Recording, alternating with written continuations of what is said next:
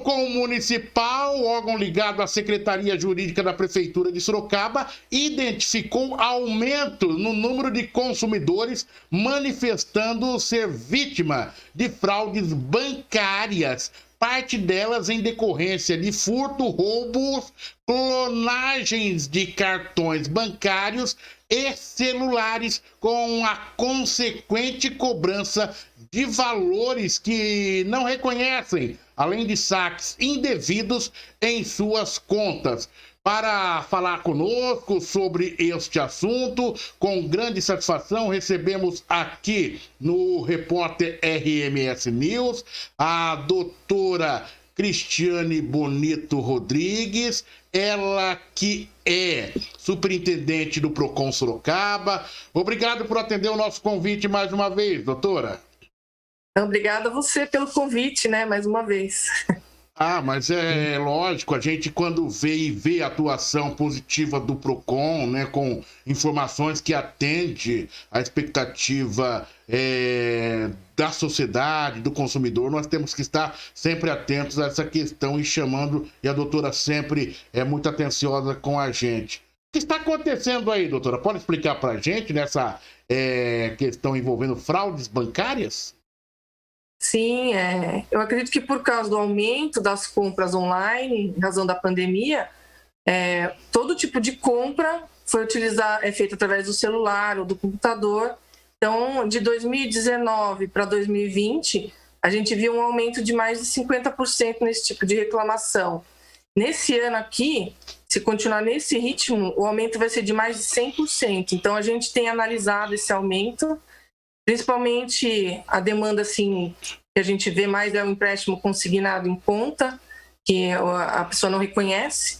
Então, a gente verificou esse aumento de 2019 para 2021, o que gerou assim, uma certa preocupação e uma vontade de orientar a população, fazer uma orientação geral para a gente ver se consegue estancar um pouco esse número. Correto.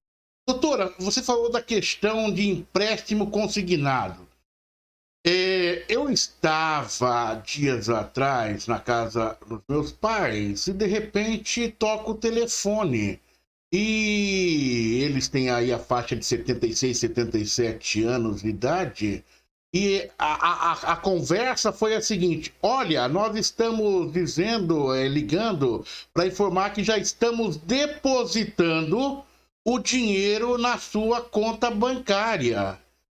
Minha mãe ficou apavorada e falou: Jair, o que está acontecendo aqui? O pai pega o telefone, né, e diz: mas eu não pedi nada para colocar nada na minha conta, mas se você quiser colocar R$1 milhão agora, eu acho que vai resolver muitos problemas, desde que você mantenha os 30% do que eu recebo, né, de aposentadoria, e daí a gente vai conversar, né? Então, o que foi irônico também, porque ali já levou dentro do contexto da ironia, porque eu vou querer fazer você de palhaço ou de tonto, tem que... Mas o que eu percebi ali é que se tratava de uma agenciadora, ou seja, não era o golpista tradicional, uma agenciadora tentando tirar vantagem de um benefício, talvez, de um convênio que venha a ter com as instituições bancárias. É dentro desse contexto também que vocês estão observando o aumento de casos ou não? Também, porque sabe que os criminosos vão se especializando, né? Então, com certeza também nesse tipo, principalmente acho que nesse tipo, porque o desconto ele é garantido, porque a pessoa recebe uma aposentadoria, então nesse tipo houve realmente mais aumento. Agora, as agências bancárias, elas não respondem de forma solidária com essa questão, doutor? Na verdade, quando o atendimento é eletrônico, quando é feito quando há vazamento de informações, invasão de dados bancários, a responsabilidade da agência, do banco, ela é objetiva, quer dizer, ele responde independentemente de culpa. Por quê? Porque faz parte da prestação do serviço a segurança eletrônica, né? Então, se houve vazamento de dados, ou se houve invasão de hacker, não importa, ou se houve algum tipo de fraude, o que interessa é que houve esse vazamento e houve falha na prestação do serviço do banco, porque essa parte da segurança faz parte da prestação do serviço. Então, o banco responde objetivamente, independente se teve culpa ou não, ele responde e tem que devolver, indenizar o consumidor lesado. Doutora, agora, quando eu preciso estou à procura de um empréstimo bancário, por exemplo, apesar que eu fujo disso já há muito tempo, né? Fuja, só use se você precisar, mas a história é o seguinte: então a pessoa se dirige até a agência bancária, há todo um protocolo, né? Para avaliação do seu, se existe possibilidades ou não, para se concluir, se firmar aquele acordo e aquele contrato. Como que principalmente nessa questão aí envolvendo o empréstimo consignado, por que ele se torna tão fácil dessa maneira? Ou seja, num simples oi, num simples sim, trabalhado com falas já totalmente programadas para aquilo, se concretiza uma transação ali bancária. Porque eu vejo assim, no empréstimo consignado já pressupõe que você tem uma renda fixa mensal que cai certinho todo dia na conta. Então, a aprovação é imediata, porque você não tem que comprovar a renda, o banco já está ali, já sabe que você vai receber sua aposentadoria mensalmente. O que tem que ser analisado é que o desconto não pode ser superior a 30% do salário do aposentado ou da pessoa que tem ali, recebe seu salário. Então, mas a aprovação imediata é por causa disso, e por isso é tão procurado esse tipo de gente, os aposentados, porque tem essa renda já garantida todo mês, né? E há um outro, dentro desse contexto de golpes, muitas vezes eu já acompanhei situações como esta, em que esse percentual de 30%, ele acaba ultrapassando, as pessoas entram em desespero. É fato isso também, o PROCON tem conhecimento disso, e se isso é de conhecimento do PROCON, quando acontece, quais são os procedimentos que deve tomar a pessoa que foi lesada, se eu posso usar essa expressão? No caso, assim, de estar sendo descontado mais de 30%, o PROCON não tem como resolver por aqui. A gente orienta daí só judicialmente. Porque se você já tentou com o banco e ele não diminuiu assim amigavelmente, o PROCON aqui não tem. Nesse caso, é só judicialmente mesmo. Aqui o que a gente atende é no caso de, não, eu não reconheço esse desconto na minha conta. Não, eu não fiz esse empréstimo consignado, essa assinatura não é minha. Aí sim a gente pega a reclamação, pega os dados da pessoa e faz aqui o procedimento. Agora, no caso do desconto específico, só judicialmente mesmo. Agora, existe uma outra questão, doutor, e eu já acompanhei um caso semelhante de uma pessoa muito simples, em que depositaram R$7.000 na conta dela, da pessoa, e ela foi alertada para não mexer naquilo dali, porque ela assustou naquele momento, e posteriormente, quando chega na justiça, a operadora diz: não, existe um contrato assinado. Ela assinou esse contrato, ela disse: eu nunca assinei, é um trabalho numa casa de família, com uma família, e minhas coisas são muito certinhas. E daí houve a necessidade de se pedir esse contrato, e pasme, o contrato não veio assinado, mas ela bateu firme: não, eu não assinei isso daí. Daí o que segue a partir desse momento? A justiça determina que seja feita, colhida a assinatura para ver se realmente... A perícia, né? Então você vê que desgaste, a que ponto chegam os golpistas. E ao final de tudo isso foi comprovado que não, que realmente aquela pessoa não tinha feito esse tipo de transação. Depara-se, esses golpes, isso que eu estou abordando, está dentro do contexto do que está alertando o PROCON? Também, porque isso é um golpe que está sendo assim bem comum. Mas o que acontece? Os golpistas, eles insistem, eles até falsificam o contrato. Por quê? Porque a pessoa acaba desistindo, ela não leva para frente, ela acaba pagando aquele desconto mensal porque ela não quer mais dor de cabeça, então deixa descontar até o final e acaba desistindo. Então são poucas as pessoas que chegam até o final. Por quê? Por exemplo, no JEC, onde você não precisa de advogado, não existe não pode ser feita perícia. Então você tem que contratar um advogado, ou você tem que procurar a defensoria pública, porque assim só na justiça comum é que a perícia vai ser feita. E é um desgaste. Enquanto isso você tem o desconto na sua conta. Então é uma série de problemas. E normalmente são pessoas idosas que não têm muita informação, não vão atrás e acaba pagando e beneficiando esses criminosos que fazem isso, entendeu? E um outro alerta que deve se dar também, doutora, porque esse aqui eu caí, tá? Daí vocês eles se preparam para isso, né? Aliás, eu posso dizer para você que a gente que de boa fé, você pode, independente da sua posição social, você pode cair numa situação, porque os caras estão preparados e você não. Eu conheço, tenho alguns amigos juízes de direito, e um da área criminal um dia chegou para mim e falou: Oliveira, você não sabe o que aconteceu? O que foi, amigo? Ele falou: pô, eu estava na minha casa, 1h da manhã, tocou o telefone, fui atender, a pessoa, sua irmã foi sequestrada e não sei o quê. Você acredita que eu levei ali alguns minutos de desespero até tomar ciência, Oliveira, de que aquilo não estava ocorrendo? Atenção, senhores, um juiz de direito, né? No meu caso, foi o seguinte, fui eu e a operadora Oi, né? Então, tocou aqui, e eu acho que estava com sono, né? E daí com o olho fechado e cansado.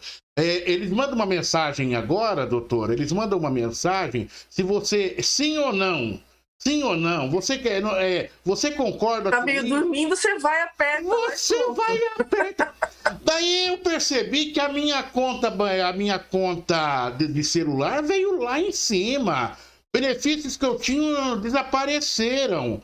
Daí vou eu tentar. Daí o outro problema é você conseguir conversar com a operadora de celular. E daí tentativas, mas consegui ir lá numa determinada hora, depois. E a atendente, naquele momento, ela foi muito solícita comigo. Acho que ela mesmo deve ter caído no golpe da própria empresa, porque quando eles disparam, eles não sabem para onde tá mandando, e de repente até. Daí ela me explicou: vou te ajudar, vou resolver o seu problema. E se empenhou naquilo dali, o que eu achei muito interessante. Por que eu estou citando esse tipo de exemplo? Da maneira como eles evoluem, daqui a pouco eles vão estar mandando mensagem também para a pessoa no celular, porque coitada da minha mãe, no bom sentido da palavra, com seus 77 anos, que chega de mensagem, você aceita, você não aceita, daí ela desliga um telefone, daqui a pouco liga, daí ele dispara. O telefone vem de Curitiba, do Paraná, do Ceará, e isso mesmo. Não é uma loucura, doutora? É uma loucura, eles se aproveitam, né, dessa situação. E a gente tem que estar atento, porque não é só pessoas de idade, viu? Você acaba clicando ali e uma coisa errada que você clica, eles entram no seu celular, rastreiam sua conta, pegam todas as suas senhas e faz um estrago na sua vida, viu? É 1 minuto. Se você não estiver prestando atenção, é 1 minuto. Eu tive vários casos. Não tem nem dúvida. Daí deve passar muitos aí por você. Daí o PROCON, ele identifica esse aumento no número de consumidores, manifestando ser vítimas de fraudes bancárias. Deixa eu só esclarecer. Quando se diz vítimas de fraudes bancárias, não está querendo dizer que essas fraudes é praticada pelo banco. É só um esclarecimento. A gente não sabe. Pode ter gente envolvida e pode não ter. Aí tem vários casos. Isso que eu queria. Pode ter e pode não ter. Uhum. Eu queria justamente ter essa compreensão, né? Se é a própria, ou seja, as instituições, vão trazer para o termo de uma legalidade, algumas instituições bancárias, até usando de má fé, poderia estar agindo dessa forma? Pode. Às vezes, não é que o banco, às vezes é um funcionário que tem acesso às informações e utiliza, né, de uma forma errada. Correto. E nesses casos, o banco devolve, ele já sabe que a responsabilidade dele é independente de culpa, ele já até devolve. Nesses casos, já devolve o dinheiro na hora, no dia seguinte, porque ele já sabe, tem alguém, daí eles começam uma sindicância interna para achar, né, o culpado ali.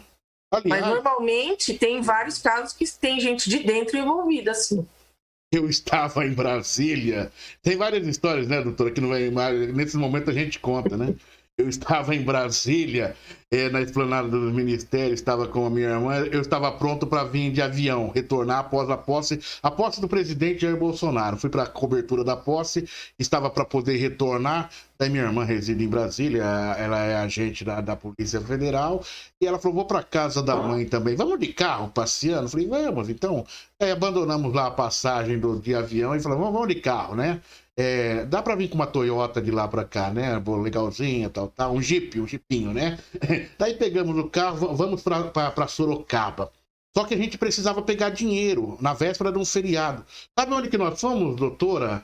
Na agência bancária, pasmem, senhores, do Ministério da Fazenda, da Economia. Fomos lá fazer a retirada do dinheiro para trazer na viagem. Quando se passa o cartão, o dinheiro desaparece.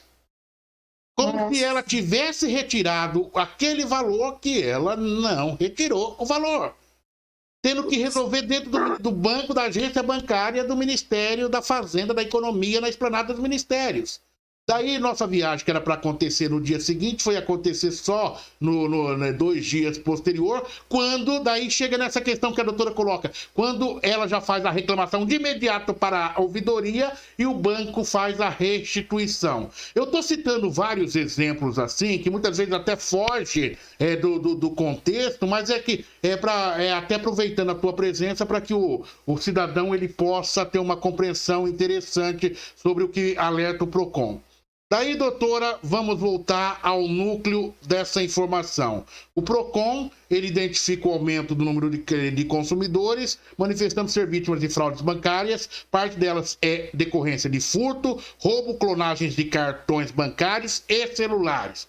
Você pode fazer um resumo de tudo isso para compreensão, mais uma vez, daquilo que a partir de agora, diante dessa constatação, as suas orientações para o nosso internauta, e o alerta sobre as providências que vem tomando o PROCON.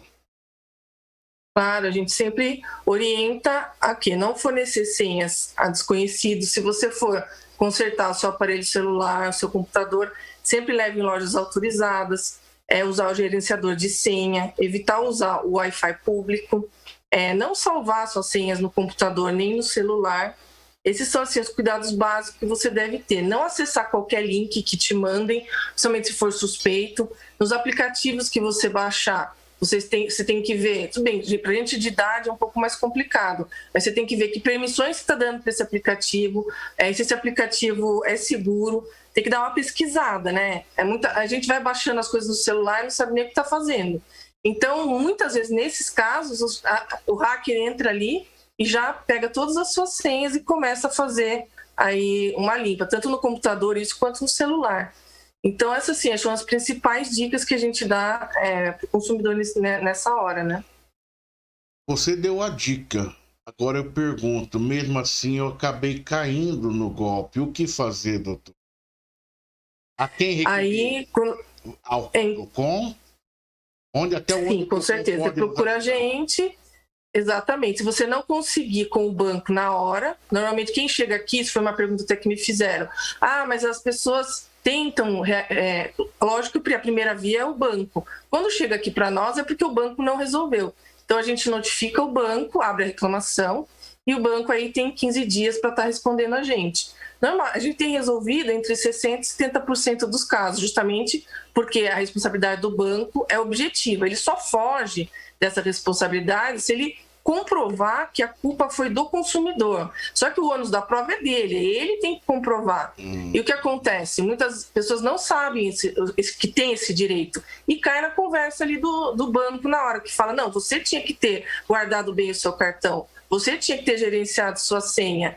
E a pessoa acaba aceitando aquilo e ficando com prejuízo, entendeu? Só que não. ele tem que comprovar que a culpa foi do consumidor, né? Aí a culpa, só nesse caso ele se livra de ressarcir, somente nesse caso. Não é a área da doutora agora específica, mas eles devolvem, sabe por quê? Tem o spread bancário, né?